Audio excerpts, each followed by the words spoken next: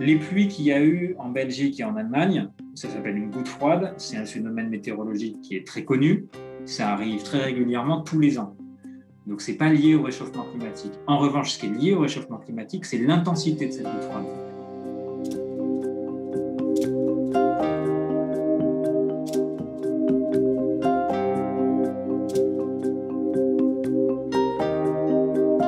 Le GIEC, c'est le groupe international d'experts pour le climat.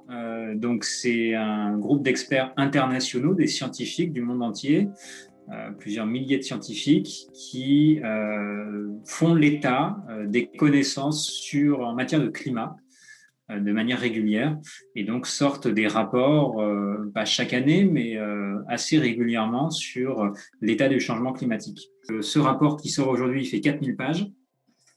Mais il y a un résumé pour ce qu'on appelle les décideurs, un résumé pour les politiques, en gros, qui fait une dizaine de pages, et qui, lui, est co-validé avec des politiques, donc avec les négociateurs pour le climat des différents pays au sein des Nations Unies. Donc ça, c'est un rapport qui mêle à la fois expertise scientifique et consensus politique. Donc l'objectif, c'est pas d'alarmer, l'objectif, c'est de faire un état des lieux d'un point de vue scientifique. Si la situation était meilleure, le rapport ne serait pas alarmiste. Là, c'est parce que la situation n'est vraiment pas bonne, pas loin d'être catastrophique, qu'effectivement, il y a matière à s'alarmer. En fait. Les scénarios, c'est en fonction des émissions de gaz à effet de serre de l'humanité, à quel réchauffement climatique on doit s'attendre à l'horizon qui est classiquement pris en compte par le GIEC, c'est 2100. Donc en 2100, de combien de degrés le globe se réchauffera en fonction des quantités de gaz à effet de serre que nous allons émettre dans l'atmosphère. Donc on parle souvent de plus 1, plus 2, plus 3, plus 4, plus 5 degrés. Il faut avoir en tête que plus 5 degrés au quotidien, ça peut paraître faible, mais à l'échelle de la planète, c'est colossal. 5 degrés de réchauffement climatique, c'est une autre planète. On sera dans un monde complètement différent et très certainement avec des catastrophes climatiques à répétition et d'une ampleur qu'on n'a jamais connue. Aujourd'hui, on est à 1,1 degré de réchauffement par rapport à l'ère pré-industrielle. Et vous avez vu les conséquences là ces derniers temps, les inondations en Belgique et en Allemagne, les canicules dans l'ouest du Canada avec les méga-feux, les feux en Grèce et en Turquie, etc. Donc ça, c'est uniquement avec 1,1 degré de réchauffement. Avec 5 degrés, c'est vraiment, les impacts vont être colossaux.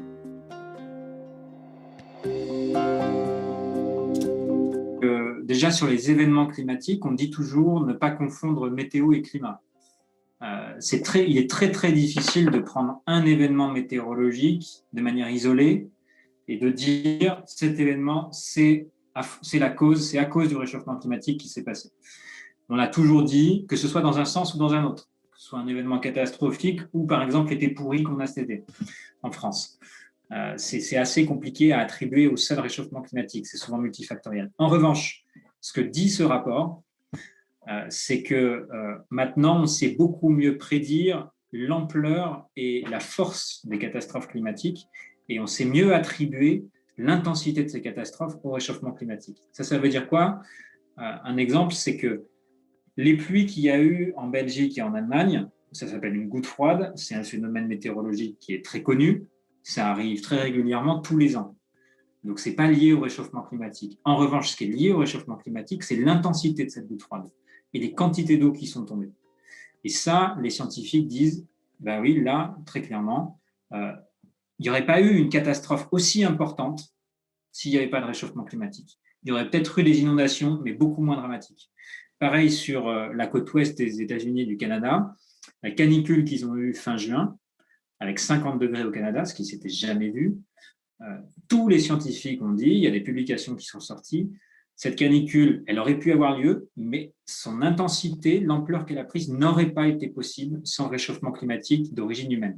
Donc on ne serait jamais monté à 50 degrés s'il n'y avait pas eu de réchauffement climatique d'origine humaine. Voilà, donc c'est ça que précise ce rapport maintenant, c'est qu'on sait beaucoup mieux prédire l'intensité des catastrophes à cause du réchauffement climatique. Et ce que disent beaucoup de scientifiques, on est sur un climat qui est ce qu'on appelle sous stéroïdes, donc qui est dopé, un climat complètement dopé, et en particulier les catastrophes climatiques sont dopées à cause du réchauffement climatique. Et c'est un gaz, déjà c'est un gaz qui est 28 fois plus puissant que le CO2 en matière de réchauffement. On en émet moins que le CO2, mais il contribue au réchauffement climatique 28 fois plus que le CO2.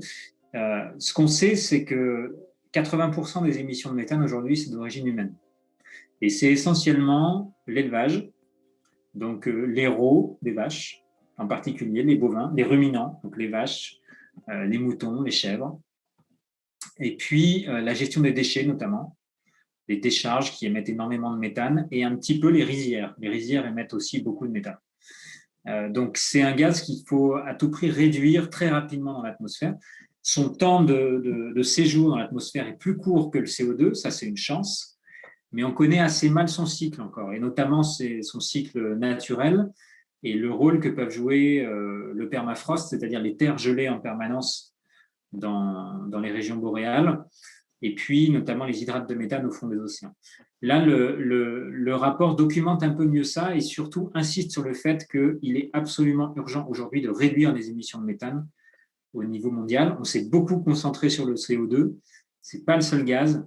Il faut vraiment réduire ces émissions de méthane. Et ça passe, par exemple, par une mesure très simple qui est manger moins de viande.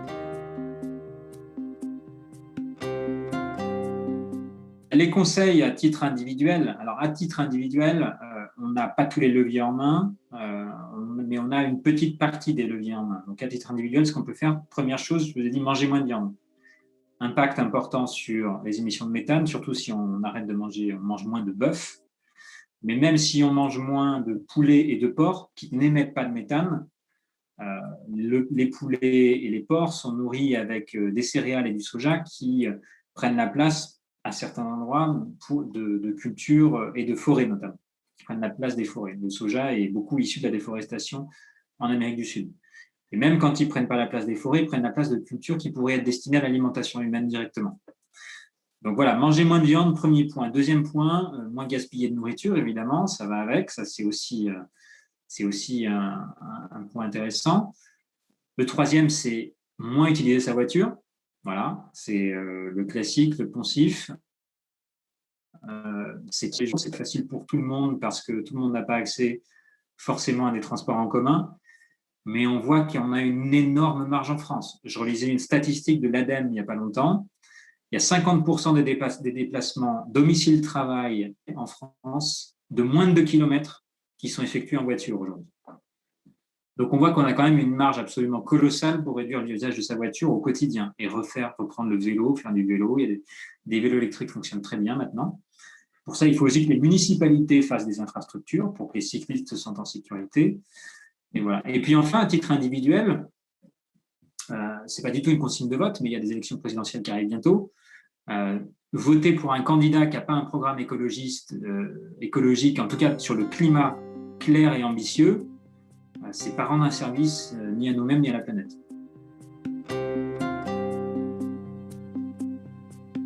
Alors oui, la situation est catastrophique, ça faut pas se leurrer, faut pas se voiler la face, mais elle n'est pas désespérée.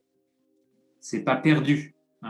Et il n'y a rien de pire que se dire, de toute façon, c'est foutu et il n'y a plus rien à faire.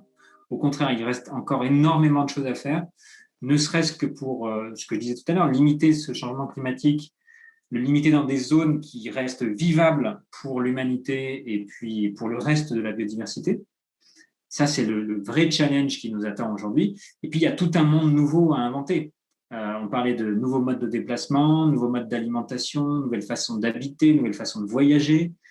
Là, le Covid nous a d'ailleurs poussé un peu à changer nos façons de voyager.